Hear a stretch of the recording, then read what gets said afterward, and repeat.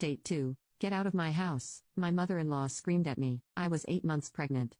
My son deserves a younger, prettier wife. Emma's already 3 months pregnant. I smiled and left with my suitcase. She had no idea the mansion she was trying to steal was in my name all along. The real fallout was just beginning. Victoria's dreams of her son inheriting control of the family fortune would crumble like a house of cards. Sometimes, the best revenge isn't about getting even. It's about being prepared and watching as those who underestimated you realize their mistake too late. I picked up my phone and dialed my grandmother's number. She answered on the second ring, her voice warm and knowing. Is it done? She asked. Yes, Nana, I replied, watching the sunset paint the gardens in shades of gold. They're gone. Good girl, she said proudly. Now, shall we discuss what to do with that trust fund once Marcus is officially disinherited? I smiled, thinking of all the plans I had for my child's future. Actually, Nana, I have some ideas about that. The next morning, I sat in my grandmother's sunlit kitchen, watching her prepare her famous chamomile tea. At 75, Nana was still sharp as a tack, and twice as cunning. She taught me everything I knew about protecting myself in a world that often underestimated women. James called, she said, sliding a cup toward me. James was the family lawyer, a man who'd watched Marcus's father build his empire, and had no patience for entitled sons, who thought they could circumvent their father's wishes. The trust fund managers were very interested in the evidence you gathered. I sipped my tea, remembering all the late nights I'd spent documenting Marcus's indiscretions. The hotel receipts, the bank statements showing purchases from luxury boutiques that certainly weren't for me, the time-stamped photos of his not-so-secret meetings with Emma. How did they take it? I asked. Let's just say Marcus won't be getting his hands on that money anytime soon, Nana replied, her eyes twinkling. His father's conditions were very specific. Faithfulness until your 10th anniversary wasn't just a suggestion, it was legally binding. My phone buzzed with a text from Victoria. You've ruined everything. Marcus is devastated.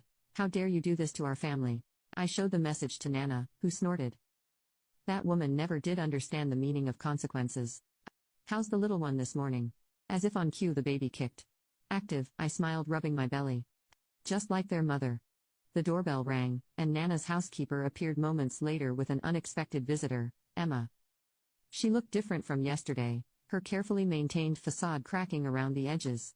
I need to talk to you, she said, wringing her hands. Nana raised an eyebrow but nodded, stepping out to give us privacy. I gestured for Emma to sit. Marcus lied to me, she blurted out, tears welling in her eyes. About everything, the money, the house, his marriage. He told me you were separated. That you were living off his generosity. He said once the baby came, we'd be a real family. I pushed a box of tissues across the table. And now you know the truth. Victoria came to my apartment this morning, Emma continued. She was furious, saying I'd ruined her son's inheritance. She demanded she wanted me to. She broke down, unable to finish. Let me guess, I said, feeling a mix of pity and vindication. She wanted you to get rid of the baby, Emma nodded, her shoulders shaking. She said it would ruin everything, that no one could know. Marcus just stood there, letting her say those horrible things. I thought he loved me. Marcus loves himself, I replied quietly. Everything else is just a means to an end. I don't know what to do, she whispered. I can't raise a baby alone. I lost my job because Victoria told the board I was morally compromised.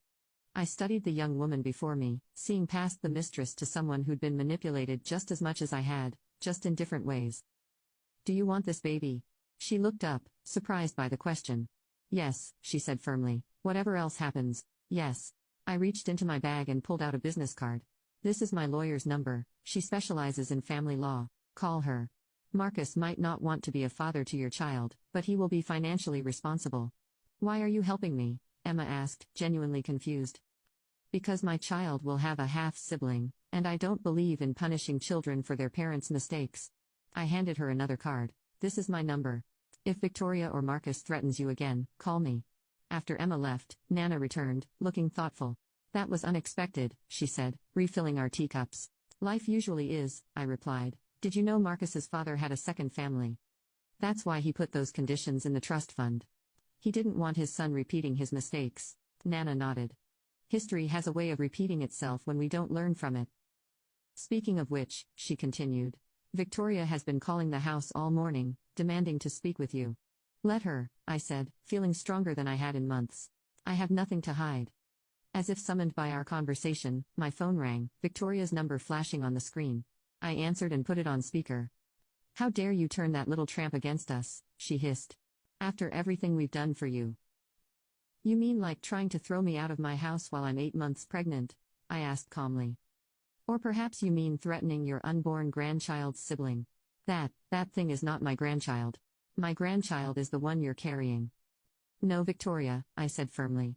"After yesterday, you've lost the right to claim any connection to my child. As for Emma's baby, they're innocent in all this. Unlike you. We'll fight this," she threatened.